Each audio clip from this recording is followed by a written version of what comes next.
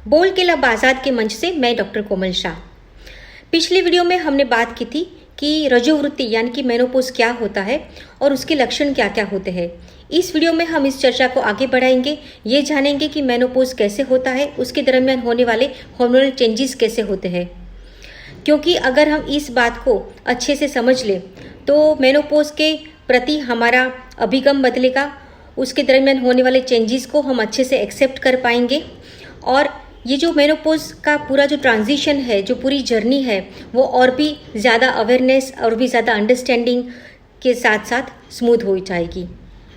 तो सबसे पहले तो ये जानते हैं कि जब भी लड़की के फर्स्ट मेंस्ट्रुएशन शुरू होते हैं, जिसे हम मेनार्की कहते हैं, उससे पहले ही प्यूबर्टी लेवल पर उसके शरीर में कई सारे फिजिकल, मेंटली, इमोशनली और साइकोलॉजिकल चेंजेस होते हैं।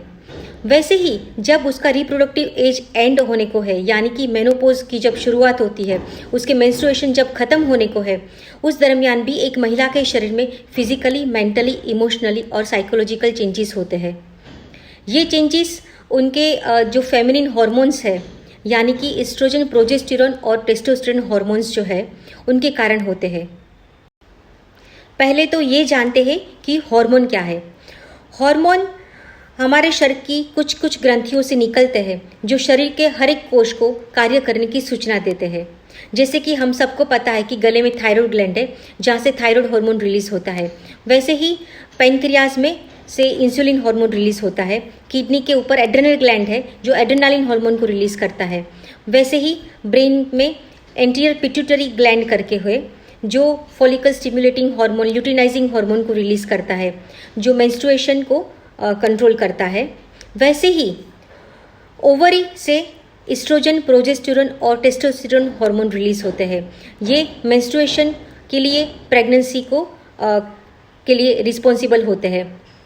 ये फेमिनिन हार्मोन प्रेगनेंसी, मेंस्ट्रुएशन और फर्टिलिटी के लिए ही नहीं, लेकिन इनका विमेन हेल्थ पर भी एक बहुत बड़ा इम्पैक्ट है।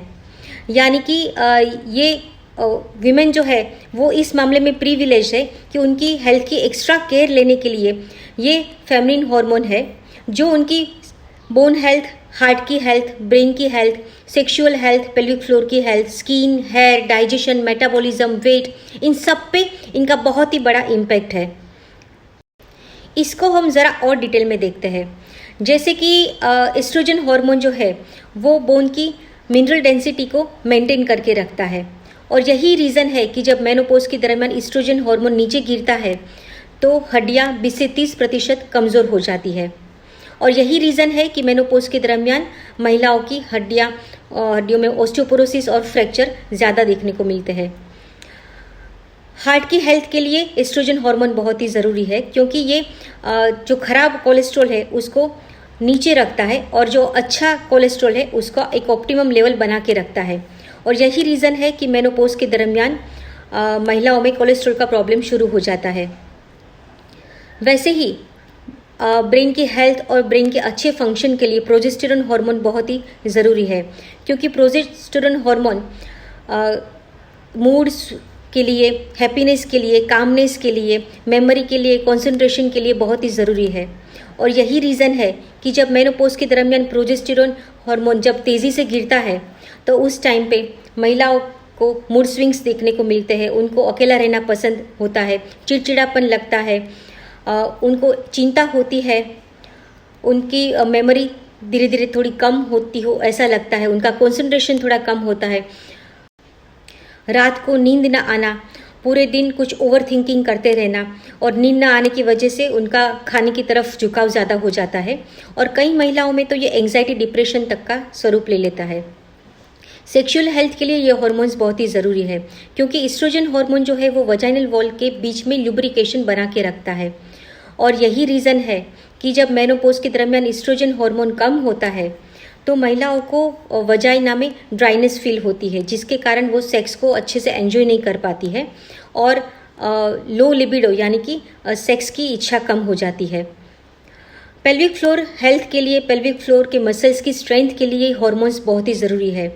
पेल्विक फ्लोर के मसल्स जो है वो गर्भाशय को, मूत्राशय को नीचे आने में रोकते हैं और वैसे ही यूरिन को अच्छे से कंट्रोल करके रखते हैं। लेकिन जब ये हॉर्मोन्स नीचे आते हैं तो उसके साथ साथ यूरिन कंट्रोल भी कम हो जाता है, जिसके कारण कई महिलाओं को छींक आती है या जंप करती है या वज़न उठाती है तो उस टाइम पे यूरिन के कुछ ड्रॉप्स लीक हो जाते हैं, या कई महिलाओं में गर्भाशय का नीचे आना भी इसी के कारण जवाबदार है। और यही रीज़न है कि मेनोपॉज के दरमियान महिलाओं को बार बार यूरिन इन्फेक्शन होता है। स्किन और हेयर की हेल्थ के लिए ये हॉर्मोन्स बहुत ही ज़रूरी है, क्योंकि ये स्किन का एक प्रॉपर टेक्सचर बना के रखते हैं, टाइटनिंग बना के रखते हैं, ग्लो बना के रखते हैं। लेकिन मेनोपॉज के दरमियान जब ये हॉर्मोन्स नीचे गिरते हैं तो स्किन का ढीला होना, पिगमेंटेशन होना, डार्क पैचेस होना, स्किन थोड़ा ड्राई हो जाना, स्किन सेंसिटिव हो जाना, ये सारे लक्षण देखने को मिलते हैं। वैसे ही बालों का झड़ना ज़्यादा हो जाता है, बालों का कमज़ोर हो जाना ज़्यादा होता है। तो ये सारे हॉर्मोन्स स्किन और हेयर के लिए बहुत ही इम्पोर्टेंट है। वैसे ही डाइजेशन के लिए, मेटाबॉलिज्म के लिए भी, थायराइड के अच्छे फंक्शन के लिए भी ये हार्मोन बहुत ही ज़रूरी है।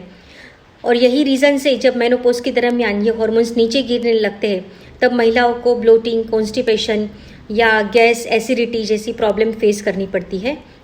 मेटाबॉलिज्म कम हो जाने की वजह से उनका वेट गेन बहुत ही जल्दी होता है, और यही रीज़न है कि उनका थायराइड फंक्शन जब स्लो डाउन होता है तो मेटाबॉलिज्म भी स्लो डाउन होता है।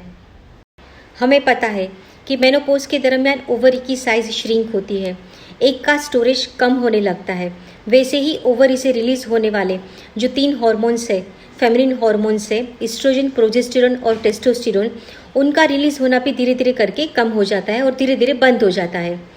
तो अब तक आपका शरीर जो उन हार्मोन्स पे भी डिपेंडेंट था ओवरऑल हेल्थ के लिए, उनको भी इस ट्रांजिशन फेज से गुजरते हुए उनके साथ यूज टू होने में भी थोड़ा टाइम लगेगा, जो 2 या 3 साल भी ले सकता है, 5 से 6 साल भी ले सकता है, और कई महिलाओं को 8 से 10 साल तक भी ये ट्रांजिशन फेज चलता है। नेक्स्ट वीडियो में हम इससे और आगे चर्चा करेंगे। तब तक के लिए अगर आप भी कोई मेनोपॉज के लक्षणों से ज़्यादा प्रभावित है तो आप हमारे साथ साझा कर सकते हैं, शेयर कर सकते हैं, कमेंट बॉक्स में लिख सकते हैं, या फिर मैसेज करके भी हमसे बात कर सकते हैं। तब तक के लिए stay healthy, stay happy, bye bye.